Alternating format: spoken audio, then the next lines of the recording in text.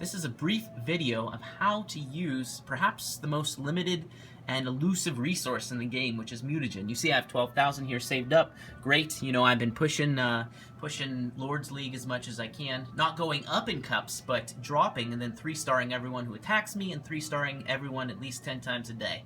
I make sure I do that, and that really adds up in terms of Mutagen. So here we are.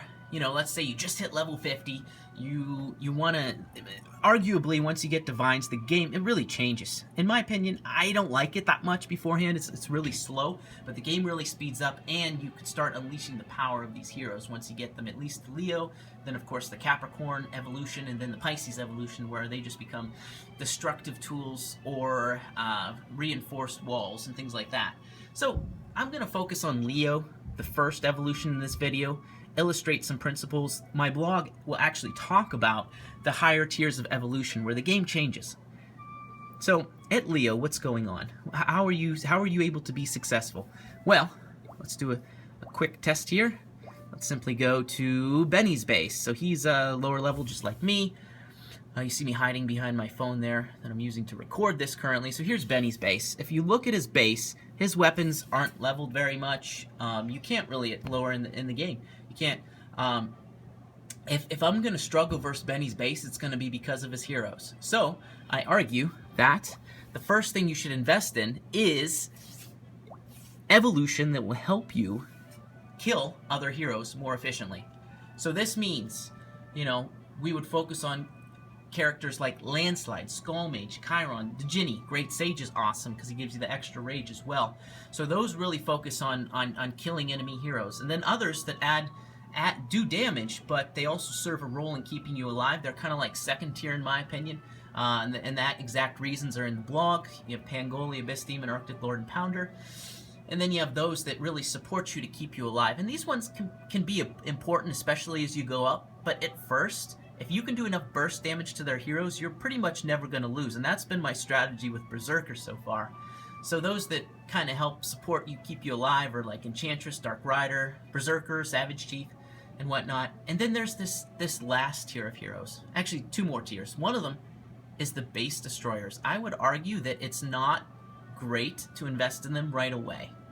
Base destroyers are Ambrosia, Sapphrix, Hydrasaur. And those heroes, they can be totally devastating. You can kill a whole base using those heroes without ever really damaging their heroes in return. You'll damage them a little bit, but you probably won't even kill any. And that's kind of an advanced strategy, if you will. Here's my Sapphrix. I just have him as an 8. And Hydrasaur, I have one at 120 right there. I haven't dealt with them too much yet. But these heroes, they're great. But if you're using them to 1-star bases, I would argue that that's a bad idea, because the thing you're going to be lacking at first, 2 of the resources that you can earn by 3-starring bases, is Mutagen in the Lord's League and XP eggs. Those are going to be really important because you're going to be lacking levels in your hero levels and your aid levels, and that's going to be a really important resource.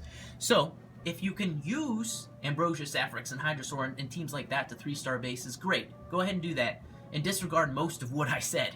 But if you're like most of us, especially early on, you're not going to be able to destroy those bases too well, and you're going to run into a problem where you'll have trouble killing their heroes if you invest in these guys first. So that's why I recommend focus on the PvP type heroes, where your Divine directly helps you kill them faster. So they have that tier, and then those who stink at Divine 1, Renee Ven, Blitz Bomber.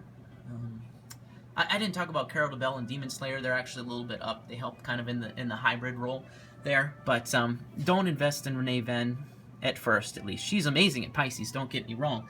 But not at first. And then, you know, I'm just going to touch briefly on what goes on at level 100 and level 120. At level 100, your base is getting more formidable, and it's starting to go against bases that have some Pisces or Aquarius hero. And so you can really focus on 2 teams at this point. There is the Zerg team that I mentioned before, with like Sapphrix, Ambrosia, Hydrasaur, etc. But really what starts to help a little bit more is focusing on control. And Great Sage is a great hero. Always do him first, except at Pisces. And then focus on the control heroes, like Landslide, Pangoli, Savage Chief, Enchantress. Berserker, Pounder, Dark Rider, Abyss Demon, Demon Slayer, these guys, if you can control their Aquarius heroes, you will still beat them with Divine Ones. But if you say get Chiron, he's a great choice for your first damage dealer, but you don't want to do him first in this tier because getting a Chiron up, you know, it's not going to do you any good if they're still able to damage you while your DPS is higher. It's kind of it's a little bit backwards in some sense from the first tier, where you're now focused a little more on survivability, a little more on control. So you want to focus on those Pangolis, those Landslides, Savage Chief, etc. that really help you. And Demon Slayer really gets into the control as well. And then finally at Pisces, I'll just briefly touch on it. You know, chances are if you're a Pisces, you really know what's going on here. But enemy heroes can really start to hurt. And so focusing your control heroes is great at first. Renee Ven is the best control hero there, where you get 2 Divine 2s if she's your first. And then Great Sage is great. And then Pangoli and Demon Slayer, they get a special mention. Because Pangoli, I'll just pop over to him. Let's look at his evolution. I didn't evolve mine at all, but his actually hits the nearest 4 targets and stuns them for 6 seconds. Oh, his Divine 2, actually his Divine 2 hits 4 targets, so I would prioritize his Divine 2 over some others. I had forgotten that. And then this only knocks away 3, so he should be one of your first control heroes if you use him, that you get at Divine 2. And then Demon Slayer becomes really beastly at Pisces there, where he pulls 3 heroes over as opposed to just 2. So he pulls the 2 farthest and he pulls the 3 farthest, and that's huge. If you're using Demon Slayer, he's one of them. I would probably do him after Great Sage. I definitely would. He's amazing when you get there. So this is you know, fairly short video on how best to use your mutagen, and hopefully you're able to you know, kick some butt with these tips. Good luck.